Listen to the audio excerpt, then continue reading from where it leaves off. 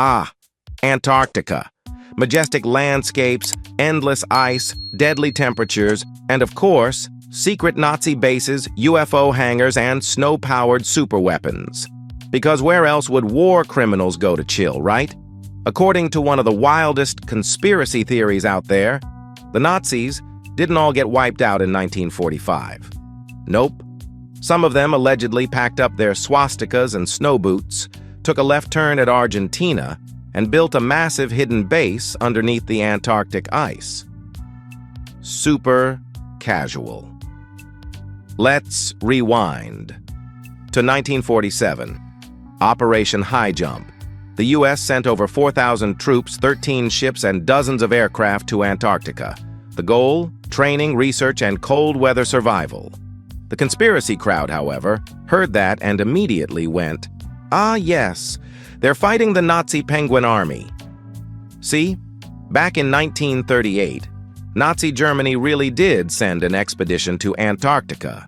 They even dropped swastika-emblazoned flags from planes and named the area New Swabia, because nothing says claiming land like littering from a blimp. And that tiny historical blip? It's been stretched into a full-blown epic where Nazis are hiding under the ice with flying saucers. Obviously. So let's get this straight.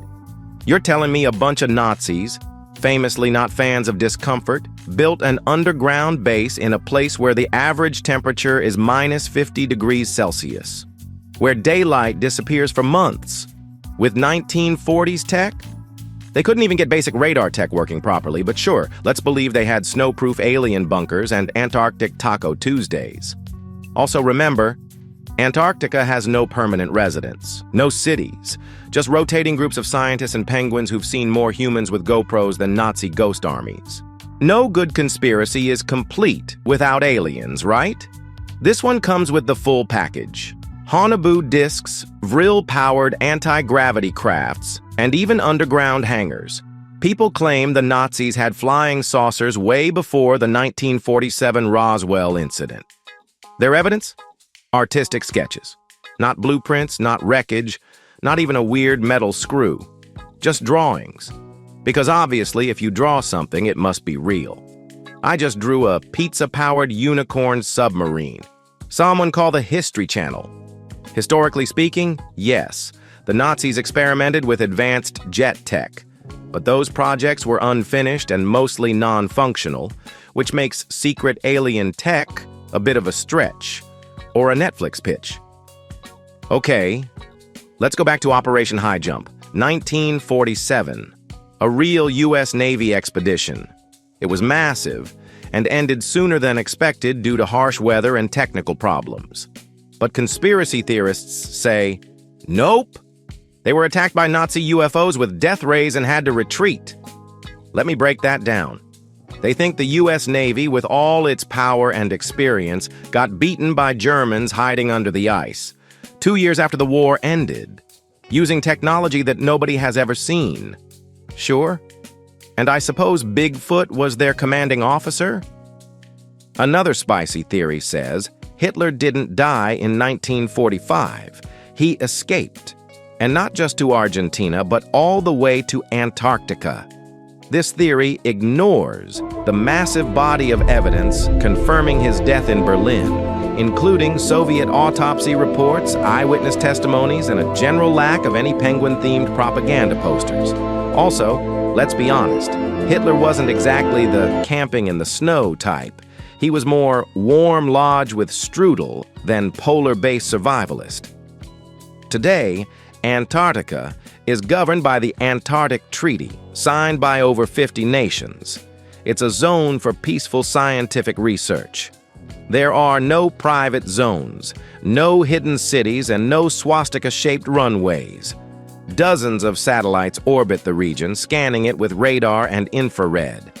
If there were anything unusual, like, say, a Nazi death ray, 10, 9, it would have shown up 8, by now. 7, Google Earth 6, isn't conspiring 5, against we you. have to go It's start. just showing you 2, a lot of snow, 1, sad, 0. lost Booster ignition seas. and NASA and ESA even study ice sheet movement using high-res satellite imagery. So unless those Nazi UFOs come with polar camouflage, they're out of luck. Let's face it, this theory survives because it's juicy. It combines World War II, secret tech, aliens, hidden continents, and the perfect villain. It's basically Indiana Jones fan fiction, but just like most fan fiction, it doesn't stand up to actual history. The Nazis were terrifying, yes, but magical ice bases with death rays? That's just lazy sci-fi with a fascist twist. So, to sum it up, are there Nazi bases in Antarctica? Number, did the Nazis invent alien saucers? Also, number, is Operation High Jump proof of anything shady? Nope. Just proof that cold weather sucks. But hey, if you're still not convinced, feel free to book your next vacation to the South Pole. Just pack extra socks and maybe a tinfoil hat. And if I disappear after this video, tell my mom the penguins got me. Like this video? Want to keep busting conspiracy myths while learning actual science? Hit that subscribe button, drop a comment, preferably something witty, to share this with your one friend who swears the moon landing was filmed in a Starbucks bathroom. Until next time, stay skeptical, stay warm, and please leave the Nazis in the history books, not in igloos.